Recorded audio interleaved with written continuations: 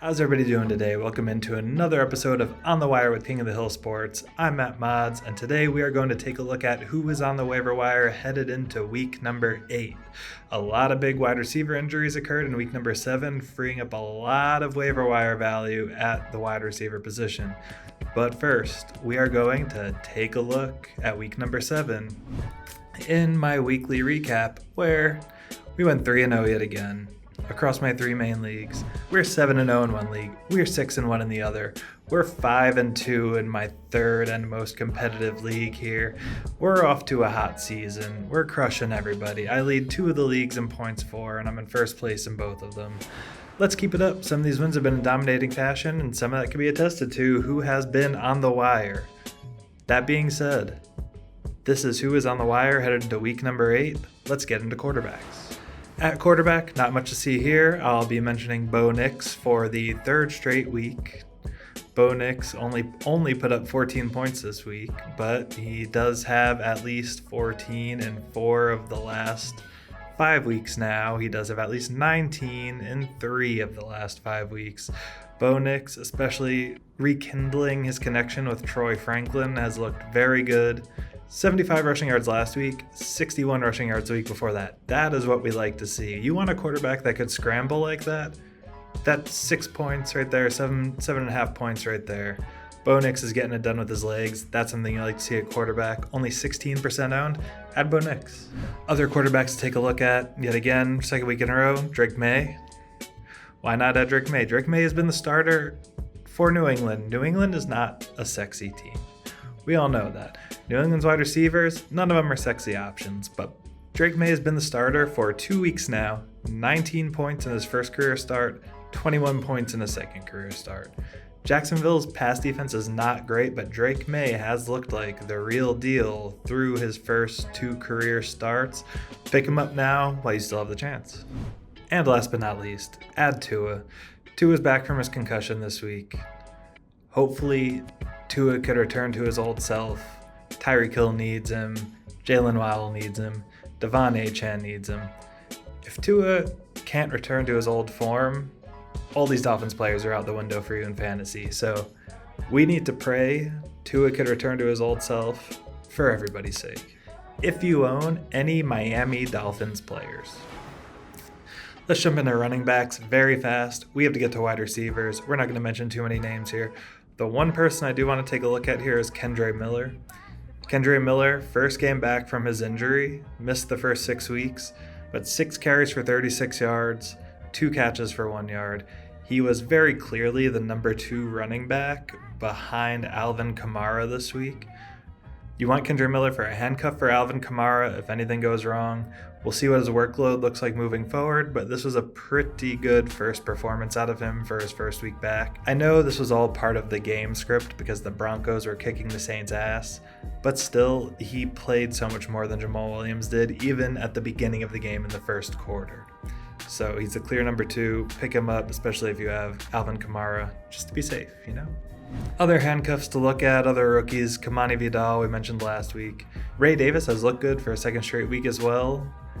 With James Cook back this week, he's still at 40 rushing yards and a touchdown. Only 5 carries though, which we don't really like. But Kamani Vidal, Ray Davis, even Audric Estime, 3 rookie running backs to keep an eye on moving forward. Now on to the big ones here. Wide receiver. Of course, we lost Chris Godwin for the season. We might lose Mike Evans for an extended period of time. Who's at the top here? Jalen McMillan. Jalen McMillan, rookie 3rd round pick. He probably has the highest ceiling of everybody here. They might want to get him involved. He had 3 catches last week after the injuries, after only having 3 catches for the whole start of the season, but 8 targets. He did lead the team in targets amidst the injuries to their top 2 wide receivers there. They still have Baker Mayfield. They still have a high-pace offense. They're still going to want to pass a lot. Rachaad White is probably going to benefit from this a lot as well, but Jalen McMillan might be the biggest beneficiary out of the 3 potential Tampa wide receivers who are going to benefit from this. Next up being Trey Palmer. Now between Jalen McMillan, Trey Palmer, and Sterling Shepard, Trey Palmer actually had the highest snap count in the game. Jalen McMillan had the most targets of the three. Trey Palmer had the highest snap count of the three. Trey Palmer was on the field the most, 1 catch for 16 yards, only 3 targets. That's probably only going to go up in a full game with Godwin and Mike Evans out. But now, again, this is a little carousel here. Jalen McMillan, Trey Palmer, Sterling Shepard. I imagine all 3 of them are going to be added in a majority of fantasy leagues this week. It's kind of like playing the lottery. Which one's going to pan out?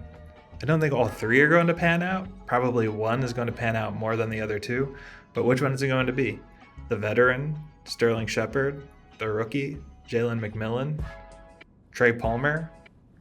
We'll see which of the 3 ends up turning out, but all 3 should probably be rostered at this point. Next up on the list, Cedric Tillman.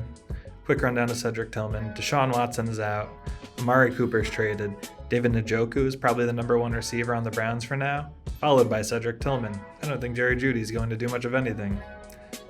Now, Cedric Tillman actually led the league in targets in week number 7. 12 targets, 8 catches for 81 yards. He had a 24% target share for the Browns and an 87% snap share. He was out there almost the entire game. 12 targets. Especially if Jameis Winston is the quarterback going forward and not Dorian Thompson-Robinson. Jameis Winston loves to sling it. We know that. He's going to throw picks. He's going to throw touchdowns. He's going to throw a lot. And he's going to throw a lot to Cedric Tillman. Pick up Cedric Tillman. I think he's a big add this week. Also, as we mentioned earlier, Troy Franklin finally reconnecting with Bo Nix from their Oregon days, owned in less than 1% of leagues. The last 2 weeks, 12 points, 10 points. He had 6 targets this week, 5 catches for 50 yards. They know each other well. They played in college together. They're playing in the NFL together. They drafted Troy Franklin for Bo Nix, and it's finally turning out with Josh Reynolds on IR. Again, the Broncos were kicking New Orleans' ass. It could have been a game script thing. Who knows? We'll see in blowouts like that. Some things get skewed. I mean, that's probably why he only played 60% of the snaps. He may have played even more and had even more catches had it been a competitive game. Troy Franklin's looking good, at least until Josh Reynolds gets back off the IR and we see how things kind of shake out from there. And now, more injuries. 49ers, Brandon Ayuk tore his ACL. Deebo Samuel has pneumonia and fluid in his lungs. He's probably going to be back at some point soon. But you need to add Jawan Jennings. You need to add Ricky Pearsall. Jawan Jennings is already owned in my league, so let's take a look at Ricky Pearsall. That's who we're going to focus on. Ricky Pearsall, just like our boy Kendre Miller, missed the first 6 weeks. Back for his first game of the season after getting shot in the chest. 6 weeks off, first game back, 3 catches for 21 yards. Now, Deebo missed the game. Jawan Jennings missed the game. Brandon Ayuk missed half the game. And he only had 5 targets, 3 catches for 21 yards. That doesn't sound great at first, but with Brandon Ayuk missing extended time, Kittle's also hurt. He's probably going to play. He's questionable right now. Deebo is very injury prone. Jawan Jennings missed last game. They drafted Ricky Pearsall pretty early in the draft for a reason. This was his first game back from injury. They were working him in slow. But trust, he's going to get his looks, especially with all the injuries on this 49ers offense right now. Things are looking ugly for the 49ers. They need to win now. They need to get Ricky Pearsall involved. And as a Ravens fan, a quick shout out to Rashad Bateman. Everyone's sleeping on Bateman. Zay Flowers got his ankle rolled up on last week, so Bateman got some extended looks. Rashad Bateman, wide receiver 26 this year, is looking good. Last 3 weeks, 22, 11, 16, 12 points in week 3. He hasn't gotten more than 4 catches. He did get 8 targets one game, but Rashad Bateman, 3 touchdowns in the last 5 games. Don't sleep on Rashad Bateman. Trust me, you might want to add him.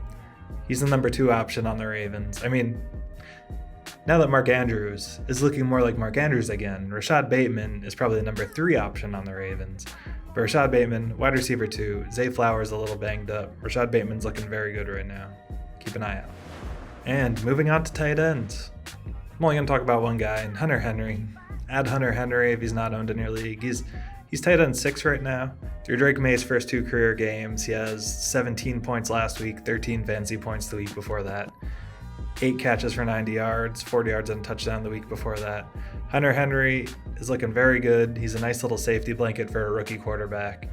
He's probably going to consistently keep this up, and you want consistency out of a tight end, which is why I'm not necessarily suggesting Jonnu Smith after, Jonnu Smith had, a 23-point week last week. Whenever a player puts up 20 points, everyone's going to want to add him.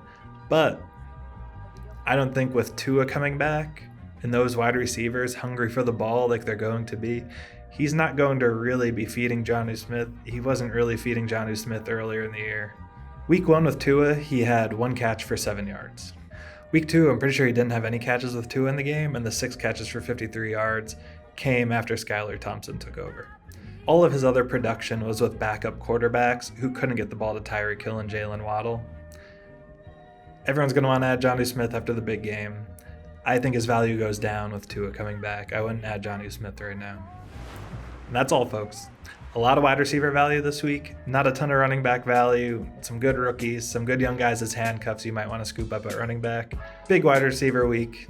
I have some waivers put in myself. Let's take a look at my team heading into week number 8. We're going to leave it off here. That's who is on the wire. We are on the way to week number 8. I'm Matt Mods. This is King of the Hill Sports, and we are signing out.